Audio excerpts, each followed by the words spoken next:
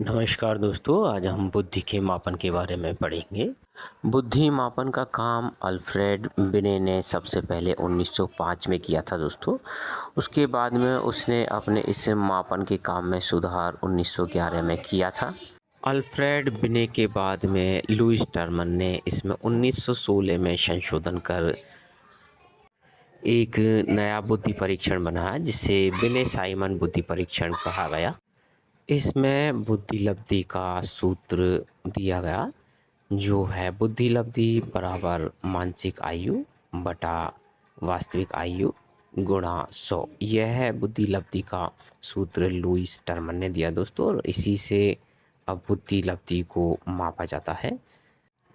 Lewis Terman ने बुद्धि लब्धि को नापने के लिए एक बुद्धि लब्धि सारणी को तैयार किया।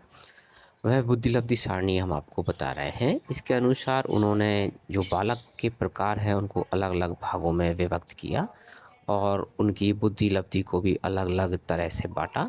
यहाँ पर आप समझ सकते हैं कि जैसे यदि बुद्धि लब्धि के सूत्र में किसी बालक की बुद्धि लब्धि 140 आ रही है तो वह बालक प्रतिभाशाली कहलाएगा। यदि 130 या 139 आ रही है तो वह अतिश्रेष्ठ कहलाएगा। इसी तरह से तरह तरह के बालकों की श्रेणियाँ इसमें बनाई गई हैं। इसी तरह से बुद्धि लब्धि को इस सारणी के अनुसार अब ज्ञात किया जाता है दोस्तों आगे देखते हैं बुद्धि परीक्षण के प्रकार। यह दो प्रकार के होते हैं, व्यक्तिगत परीक्षण और सामूहिक परीक्षण। व्यक्तिगत परीक्षण में शाब्दिक परीक्षण होता है और अशाब्दिक परीक्षण होता है, जबकि सामूहिक परीक्षण में भी शाब्दिक और अशाब्दिक परीक्षण होते हैं।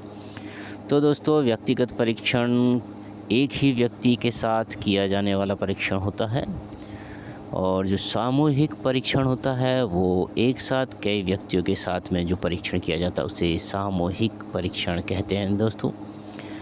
शाब्दिक परीक्षण जिसमें शब्दों का प्रयोग होता है और ये पढ़े लिखे लोगों के लिए होता है।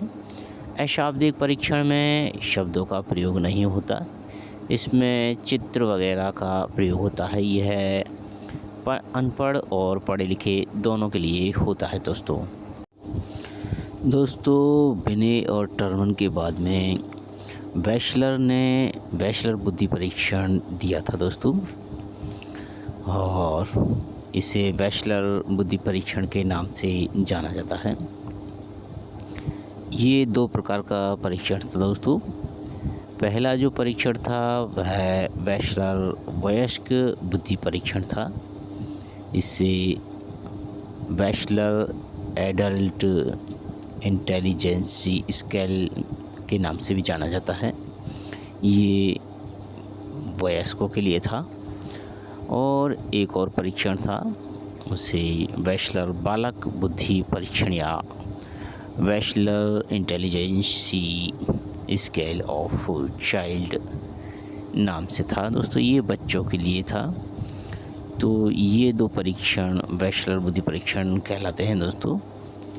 इसमें ये था कि विभिन्न प्रकार की जो बुद्धिमत्ता थी उनका आकलन इस परीक्षण के द्वारा किया जा सकता था। यह विश्वसनीय और वैध परीक्षण था दोस्तों। इसमें संज्ञानात्मक क्षमताओं का व्यापक मूल्यांकन भी करना संभव था दोस्तों। तो ये था बैचलर बुद्धि परीक्षण। तो चलिए आगे देखते हैं अगला बुद्धि परीक्षण। अगला बुद्धि परीक्षण दोस्तों आर्मी अल्फ़ा और बीटा बुद्धि परीक्षण था।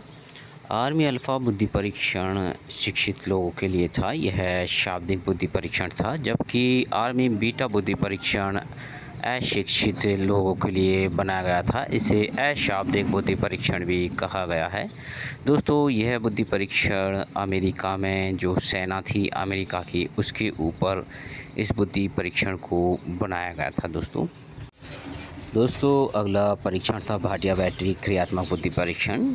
यह परीक्षण इलाहाबाद में किया गया था और इसे चंद्रमोहन भाटिया ने बनाया था दोस्तों। यह एक तरह का अशाब्दिक बुद्धि परीक्षण था।